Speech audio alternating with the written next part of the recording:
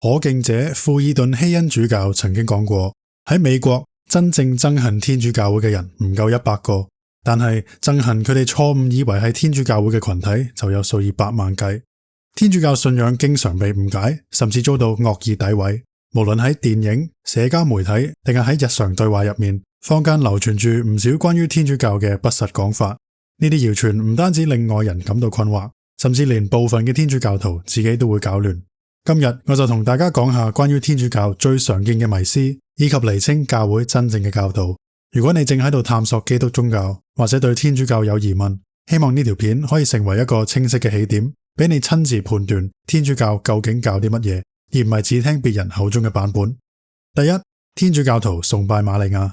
呢句話大家唔多唔少都可能聽過。當有人問天主教同基督教有咩分別，唔少人第一時間會回答天主教徒信聖母咯。但問題其實出喺信呢個字。人可以信好多嘢，例如科學定律，或者相信某件歷史事件發生過，但呢種理性上嘅認同同我哋對天主嘅信仰唔係同一回事。當人話天主教徒信聖母，通常真正想表達嘅意思係我哋用對待耶穌嘅方式去對待瑪利亞。換句話講，即係話我哋崇拜聖母，但事實並非如此。天主教傳統一直清楚區分唔同層次嘅敬禮，教會用3個希臘詞語去表達 Latria、Dulia 同埋 Hyperdulia。Latria 只屬於天主，意味咗欽崇、獻祭同完全嘅服從。呢種敬拜絕對唔可以轉移到任何受造物身上。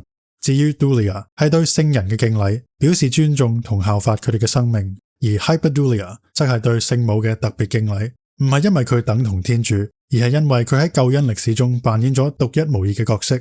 教會稱瑪利亞為天主之母，唔係要抬高佢超越天主，而係肯定緊基督嘅身份。如果耶穌真係天主，而瑪利亞係耶穌嘅母親，咁佢就係天主之母。當我哋請聖母同聖人祈禱，並唔係削弱耶穌作為唯一救主嘅地位，而係好似請地上嘅弟兄姊妹為我哋祈禱一樣，活出基督奧體彼此相連嘅共融。最重要嘅係，真正嘅聖母敬禮一定帶人走向基督，而唔係停留喺聖母身上。瑪利亞喺聖經入面最後一句說話，就係喺迦納婚宴對僕人講，他無論吩咐你們什麼，你們就作什麼。呢句幾乎總結咗天主教對聖母嘅理解。佢從來唔吸引人敬拜自己，而係將一切榮耀指向佢個仔。所以天主教徒孝敬聖母，尊重佢，請佢代禱，但崇拜就只屬於天主。第二，教宗講咩都唔會錯。呢個誤解其實相當普遍。天主教會的確喺1870年嘅梵蒂岡第一屆大公會議正式界定教宗嘅不能錯誤性，但呢個信理並唔代表教宗講嘅每一句話都啱，亦唔代表佢完美無缺。教宗始終係一個人，有時會以個人名義表達自己嘅意見，有時會作出錯誤嘅判斷，亦當然有軟弱同犯罪嘅時候。真正嘅教宗不能錯誤性，其實係一個非常具體而且受限制嘅概念。只有當教宗以伯多祿宗座權威 ex cathedra 作正式宣佈，內容涉及信仰或道德問題，並且有意約束整個普世教會時，先會得到聖神特別嘅保守，使教會喺關鍵教義上唔會陷入錯誤。另外，不能錯誤性並唔等於無罪性，亦都唔代表教宗會持續得到新嘅啟示。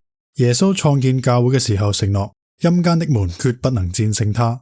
因此，當教會正式界定信理嗰陣，聖神會確保佢唔會偏離中途傳落嚟嘅信仰。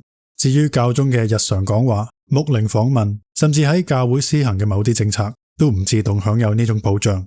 事實上，教宗以 ex cathedra 方式作出正式宣告，喺歷史上只發生過幾次。最近一次係1950年，當時碧岳12世欽定聖母蒙召升天為信條。由此可見，教宗不能錯誤性並唔係一種隨時啟動嘅超能力，而係一項極為謹慎、罕見並且為保護教會而設嘅恩寵。佢嘅目的係讓信徒喺關鍵信仰問題上可以有客觀而穩定嘅依據。第三，天主教徒崇拜雕像。呢個指控聽落好嚴重，但其實源於一個基本誤解。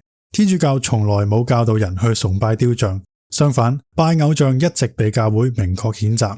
如果真係有人將死物當作神去拜，呢種行為就違反咗天主第一條誡命。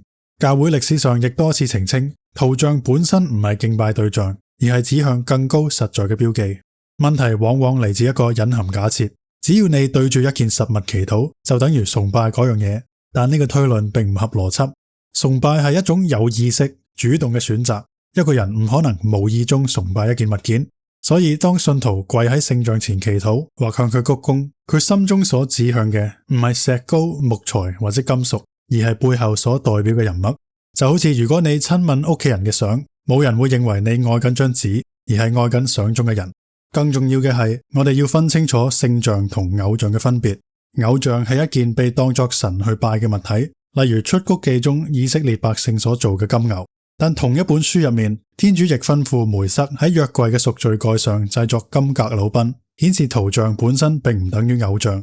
對圖像所表達嘅尊敬係歸於佢所代表嘅對象。呢一點早喺787年嘅第二屆尼西亞大公會議已經清楚確認。對聖像嘅敬禮會轉達俾佢嘅原型。敬禮聖像嘅信徒就係喺度敬禮聖像所描繪嘅人。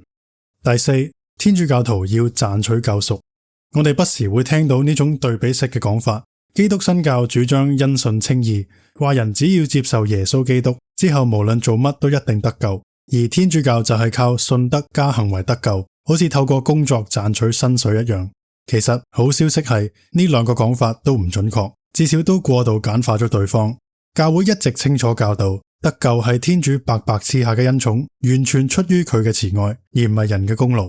救贖係透過耶穌基督嘅生命、死亡同復活而成就，唔係靠我哋自己努力去換取。如果救恩可以用行為賺翻嚟，十架上嘅犧牲就變得多此一舉。不過天主教同時教導，我哋係由於恩寵，藉住信德而得救。但信德唔只係理智上嘅同意或者口頭承認，而係一種真實嘅信靠同委身。如果一個人話自己相信耶穌，但生活完全冇轉變，既唔悔改又缺乏愛心，咁呢種信德其實係空洞嘅。正如雅各伯書所講，信德也是這樣，若沒有行為，自身便是死的。行為唔係用嚟賺取天堂，而係對天主恩寵嘅回應同合作。當我哋去服務、寬恕、遠離罪惡、活出福音，其實係因為聖神已經喺我哋心入面運行。試想象一下，我哋遇上船難，被困喺茫茫嘅大海之中，生死未卜。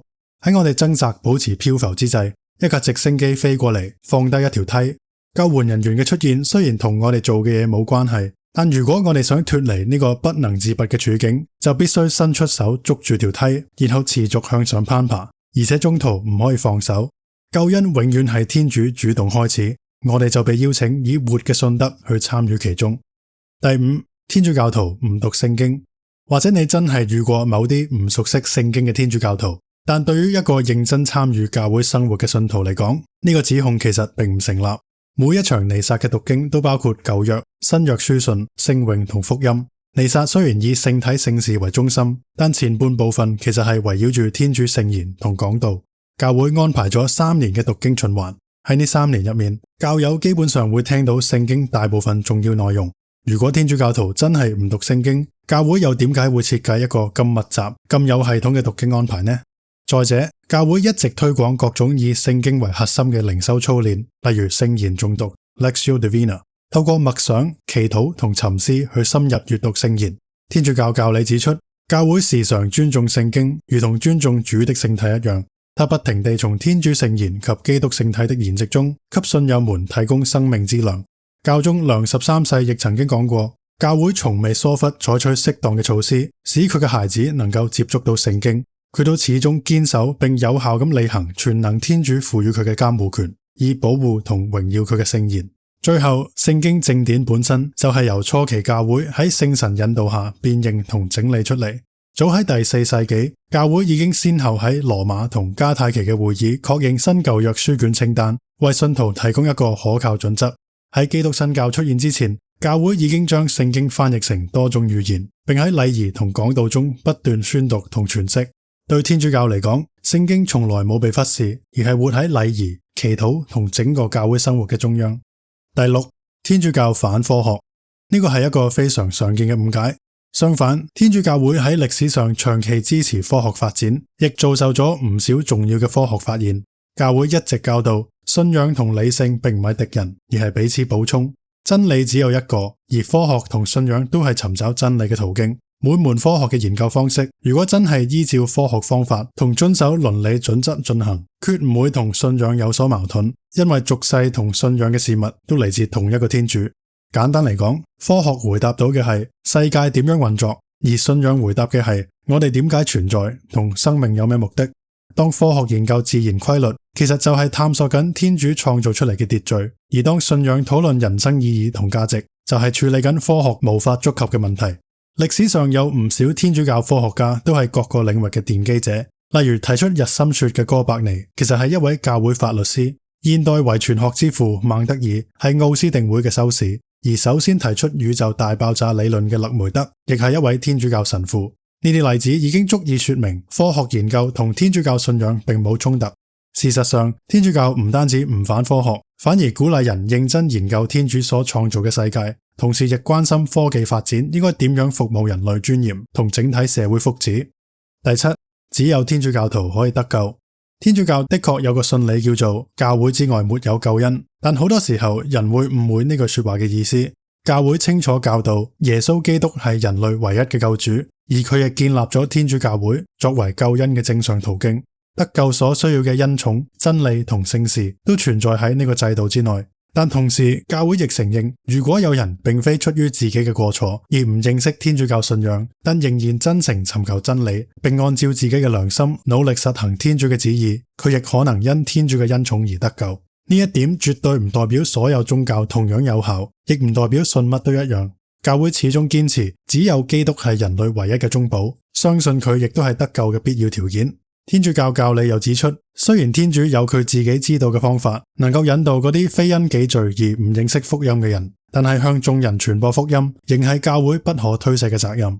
正因如此，教會一直差遣傳教士去宣講福音，並邀請所有人進入圓滿嘅真理之中。承認教會之外沒有救恩，唔係為咗排斥他人，而係因為教會深信基督係救恩嘅源頭，自然希望更多人可以認識佢、接受佢，並同佢建立共融。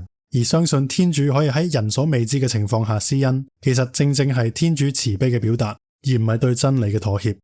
總結嚟講，誤會會製造距離，但洞悉可以建立橋樑。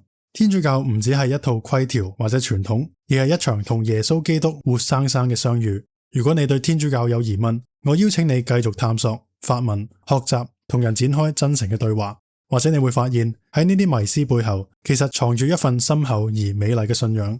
我亦希望，無論你係唔認識天主教，定係嚟自其他基督宗派，都可以透過了解教會豐富悠久嘅歷史同博大精深嘅神學，更加親近基督同你喺主內嘅弟兄姊妹。